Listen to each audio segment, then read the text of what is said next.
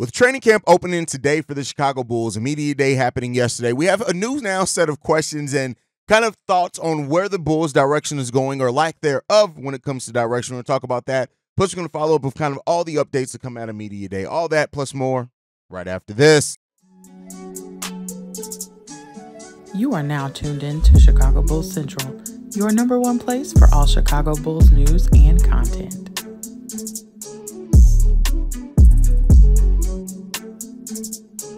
What's going on, Bulls fans? Welcome to another episode of Chicago Bulls Central, your number one spot for everything Chicago Bulls related. I'm the host there, Haize, but more importantly, you guys can follow the channel at Bulls Central Pod on every social media platform we happen to be on. With that being said, let's go ahead and get into this content for today. And so one of the prevailing thoughts that come out of it, and a lot of the reactions coming from Media Day, is that the Bulls still seem to have not a clear direction. Right now, that's not always a terrible thing, right? I think, like I said before, you want that direction to kind of become clear over the course of this season.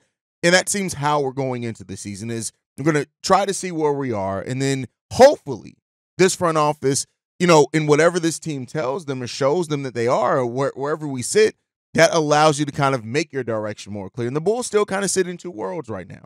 I'm going to read a direct quote that came from AK on Media Day. He said this: "We're here to win. Developing our players is crucial, but we won't sacrifice the integrity of the game just for the sake of development." Meaning that they're still going to be winning. And, yes, there's something to be said about playing the right way and competing, fighting to compete, not necessarily coming into this situation. And not many teams are going to outwardly admit, hey, we're just going to suck intentionally this year. We're going to keep our top 10 pick. I think when you pair that comment from AK with when he was directly asked by Drew from It's the Bigs, by the way, when he was directly asked, hey, is keeping your top 10 pick a priority this year? And AK said, not necessarily, right? And then you pair that with Billy Donovan and him talking about the defensive concerns for the Bulls, which we'll get into in a second. Overall, this is a team that's still trying to find their identity. And through finding that identity, AK is hoping that lays out their direction. Now, one could say that as the president of basketball operations, the guy that built this team, this is a roster that he built and he constructed, that he would have a more clear direction, but right now he does not, right? AK saying this as well when asked, direct quote again, asked about the top 10 pick. That's not our focus. The focus is going into the season and it's basically to define our style of play and find our identity. What's our identity with this group? And the last thing I'm trying to think about is basically how do we have a home court advantage playing in this building? Last year, we had a losing record. So those kinds of things I'm trying to focus on instead of what's going to happen after the season. And there's something to be said with that, right? You don't want to go into a season where maybe, let's say Kobe takes his game another step further. Let's say Patrick Williams takes that step, that leap that people have been hoping for. Let's say Modest Bucilis comes in and completely is ahead of where you thought he was going to be as a rookie. I'm not saying that these things are likely, but I'm saying if these things happen, you don't want to go into a season with the predetermined outcome of, hey, we're tanking. We're just going to bottom out. We're going to be bad. You want to let that identify yourself, especially while you're trying to develop young guys in a group. Now, I will say this. This is all it's just words, right? I think AK has his thought process on what he would like to happen. I think AK has some thoughts on some players that could be moved in the start of the season. I think AK kind of, if he's taking a honest view of this team, even kind of knows where this team is going to be this season, but he's hoping that he can be surprised. He's hoping that, that somebody can have a surprise season like what Ayo and Kobe did, for that matter, last year, of really stepping up and refining their games, and maybe that ups the ceiling of the Chicago Bulls team. But when it comes down to it, the Bulls cannot allow their desire to remain competitive, just like you don't want to allow your hope for a top 10 pick or a focus on keeping a top 10 pick, take away from the needed development and the mindset building that you want to do of your young players here. You don't want to let a focus on staying competitive just to be competitive take away from the longer term view of this franchise either. And so I think right now the Bulls sit in a place, and it was clear. Most Bulls fans, we've known this, we've talked about this, that where the Bulls are right now, yes, if young players take a step forward, maybe it accelerates that. But you do not want to. One of the things that have hurt this Bulls team for a while is their desire to stay competitive. And, even with that said, how competitive were they really, right? It's not a bad thing to want to stay competitive, but when you don't make aggressive moves to stay competitive, while the rest of the league has been making those aggressive moves, you get worse every single year. And you don't want to allow that to get in the way of maybe something that could actually absolutely change the future of your franchise overall. And that's where this team sits right now. And it's a place right now that I think it actually brings some excitement for me, right? Because, let's say that a Kobe, a Josh Giddey, Ayo Dosunmu, a Julian Phillips, a Dalen Terry, whoever, right, takes a much needed step this season. And it's a shock.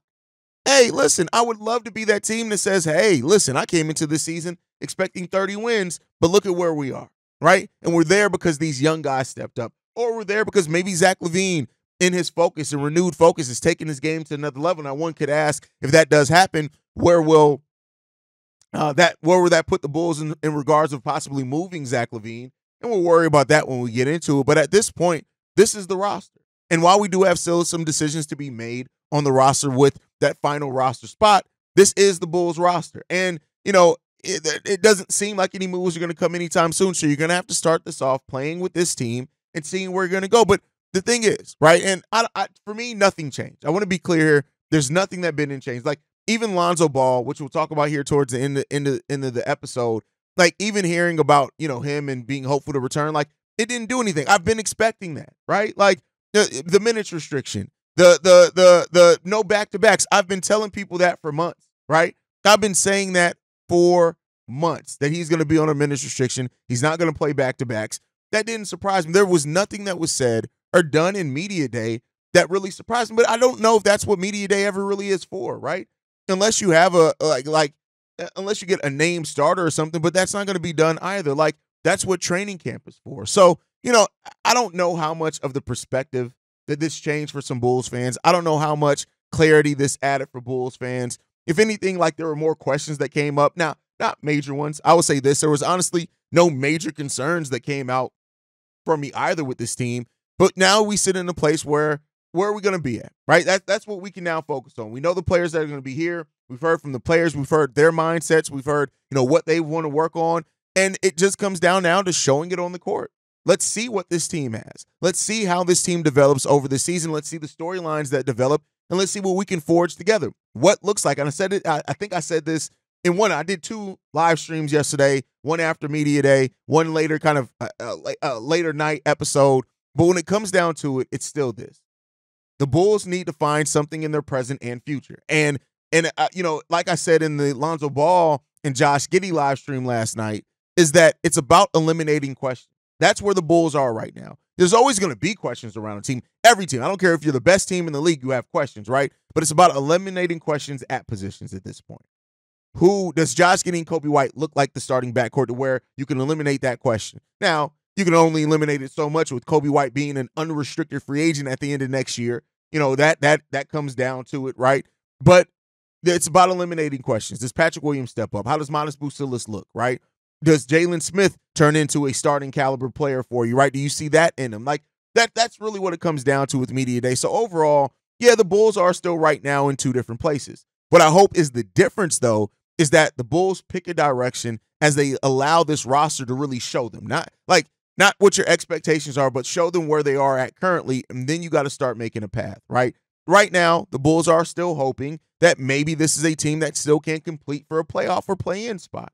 Now, if that does not happen and it's more towards what some of the odds have for the Bulls, which is 28.5, 27.5, depending on who you look at it, for the Chicago Bulls team, allowing that story to be told via what you see in the season, and then make the moves that support that and get you out of that or strengthen that direction, whatever it is, right? So there is a case that players like Vooch and Torrey Craig and maybe even Zach LaVine, the ball-headed hoe Javon Carter, could be moved, but there's also a world in which the players step up and we end up keeping those guys to the end. Now, either way, I think some of the expiring contract, like a Torrey Craig, to me, either way, if teams come calling at the trade deadline, he should be moved because he's probably not going to re-sign with you at the end of this deal. He's an unrestricted free agent. If teams are offering any type of draft compensation with the second-round pick or anything, I think you're probably in a place to take that via where your team is. But you just never know. Again, this is Arturas Karnisova. This is Billy Donovan. But, that gets us into the next topic, right? which I want to talk about. And that's Billy Donovan's honesty in a way. And I already know Winton is probably typing in this, like Billy Donovan being honest in regards to the Bulls' defensive concerns, right? This is going to be a team that's shaped up right now not to be a great defensive team.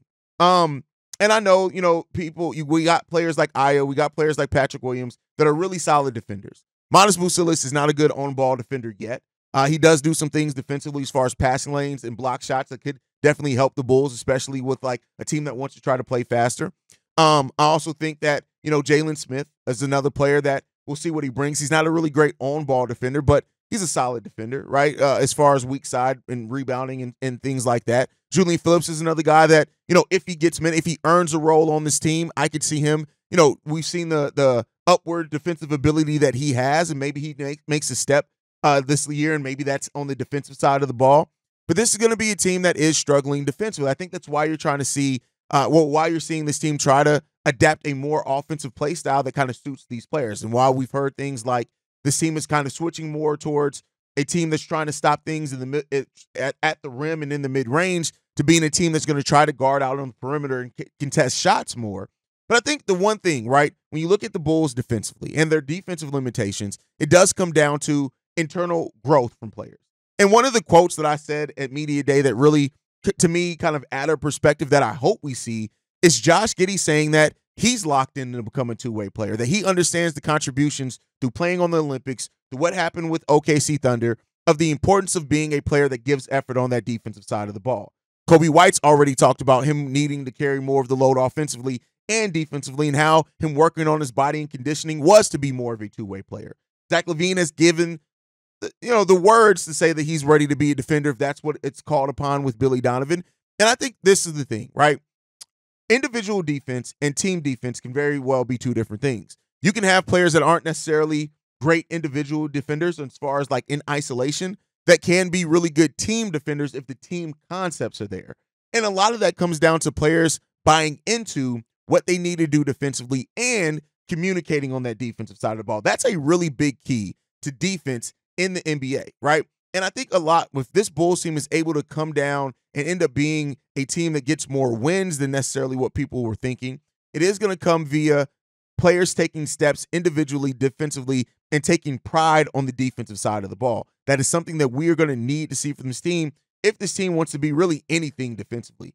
And that still remains to be seen, right? There's a lot that's still up in air to say if that's going to be something for this Bulls team. But when you look at it, the Bulls lost their top three players in estimated plus minus. That's DeMar DeRozan, Alex Caruso, and Andre Drummond. We lost those players. Now, Javonte Green was a big part of that as well. In the minutes that he played, he's not here anymore. Zach LaVine as well, right? Like, he was out, but he's been a good EPM player at times before. So, at the end of the day, this is a team that's defensive struggles, and I think how much they can buy into a defensive philosophy is going to really be big for this team this season, right? And so the growth that you want to see from these players defensively, I think is a big thing to watch as well. Like, the offense is going to be fun. I'm not really worried too much about the offense. Again, I don't know how many games that's going to win us. Billy Donovan even really echoed those sentiments, right? There's going to be some times where they're just not in games, right, where it comes down to it. And like I said, I appreciate that honesty from Billy Donovan. But overall, like, to watch these players that all are kind of have their own things they're trying to prove this season. Josh Giddey, with all the things around him outside of basketball, but just focusing on the inside of basketball things, much like with Zach LaVine, people have talked about Josh Giddey as if he's a horrible basketball player. And, I think that, what his limitations were defensively, what his limitations are off ball, he's going to try to prove some of that. Kobe White, a player that's going to try to prove that last year was not a fluke and that he's better equipped now to handle the rigors for a full 82 games. We already know Zach LaVine. There's so much to say there. Like, with Zach LaVine trying to prove people wrong, Patrick Williams is trying to prove what he can be at the NBA level.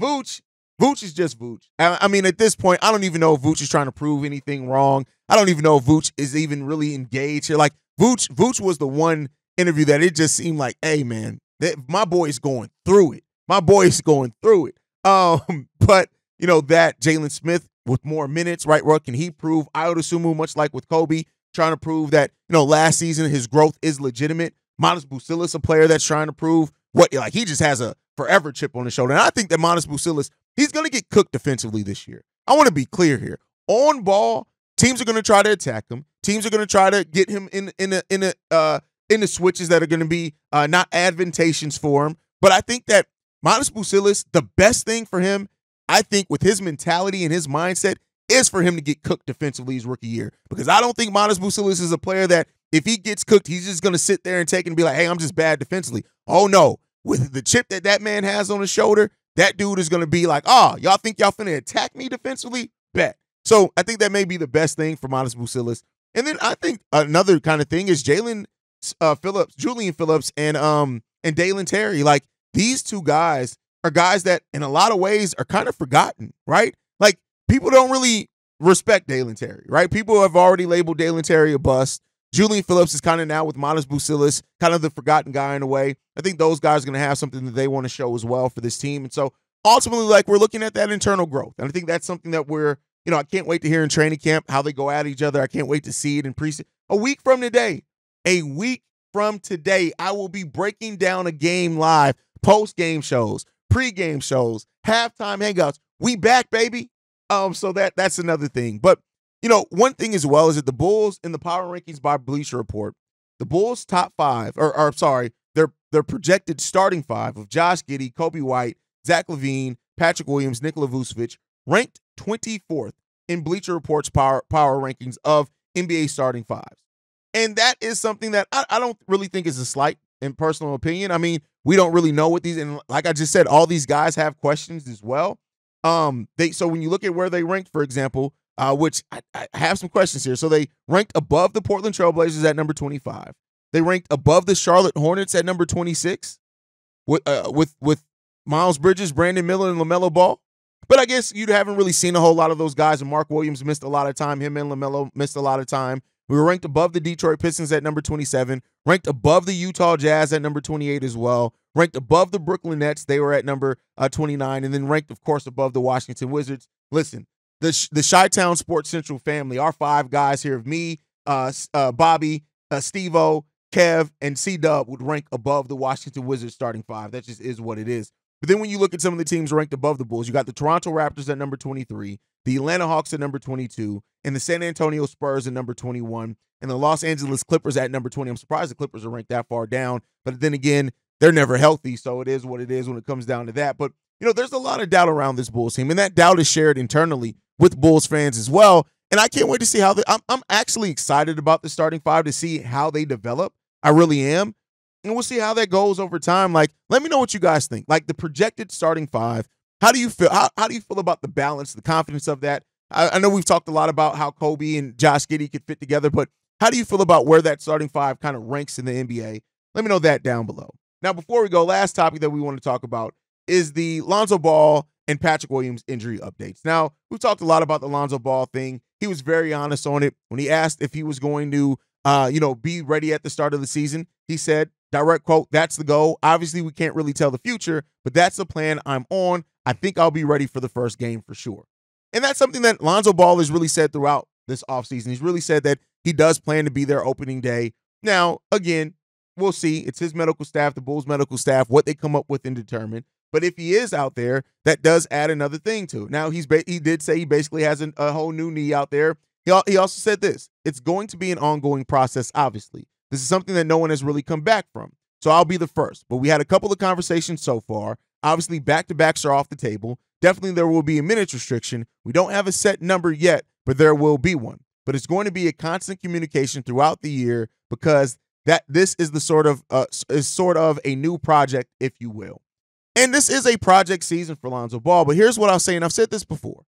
I don't have a lot of hopes for Lonzo Ball in this first year back of him showing a whole hell of a lot on the court. It's more about getting him on the court. It's more about him staying on the court and him adjusting and adapting and getting used to the NBA game again. I don't care how many 5-on-5 he's played and simulated and otherwise. That's not NBA basketball. Your muscles, your everything, you got to get used to that. But I think that having Lonzo Ball out there, also having Lonzo Ball in his basketball IQ and him being embraced, like one of the things that Lonzo Ball said as well is like how he sees and wants to mentor the other guys, right? And I think that's at 26 years old to have that view already. That's an amazing standpoint to have. Lonzo Ball is clearly somebody who he wants to stay engaged in the game of basketball in some type of way.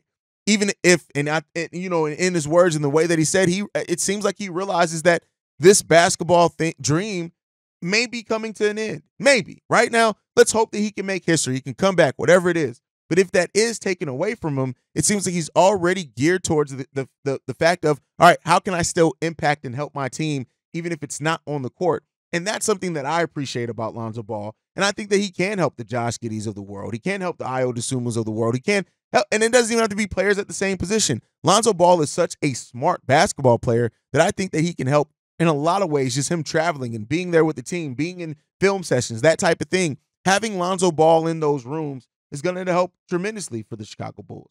Now, Patrick Williams, we got a positive update on Patrick Williams as well. He had, surgery on that bone edema, but Billy Donovan, I think it was AK, said that he's been in practice. AK saying he's ready to go. He's been playing 5-on-5 again. We'll use this training camp to, bring him up, slowly. We haven't seen him again play in a game in quite some time. So he's going to, why does he say so much? He's going to be in the drills. He's going to be in contact. He's going to be playing 5-on-5, and we'll see if he's going to play.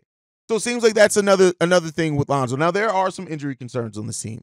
Josh Giddey, it seems like they're more confident than not he'll be ready to go by the start of the season. Preseason, that may be a different thing. They seem confident in Patrick Williams. Lonzo Ball is still up in air. We'll see what happens with that.